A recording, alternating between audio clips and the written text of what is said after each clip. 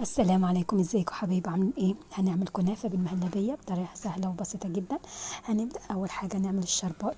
معايا كوبايه من السكر، كوبايه من الميه، نص ليمونه، 2 باكو من الفانيليا، معلقه كبيره من عسل الجلوكوز.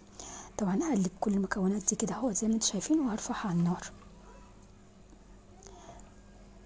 معايا هنا اهوت بقى نص كيلو من الكنافة. طبعا كنت حطاها في الفريزر فاتكسرت معايا بكل سهولة. ضفت عليها كوباية كبيرة من السمنة وفركتهم حلو جدا وحطيتهم في الصينية وركنتهم كده على جنب. هنبدأ هنا اهوت نعمل المهلبية. عبارة عن كوباية كبيرة من اللبن، ضفت عليهم 3 معالق من السكر وباكو فانيليا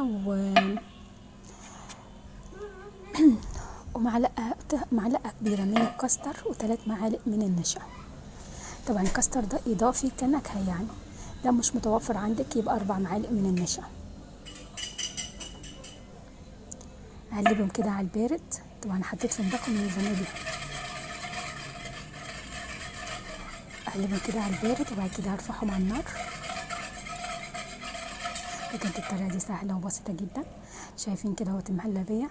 طبعا مهلبية الكنافة بتبقى تقيلة، هسيبها تبرد مدة دقيقتين.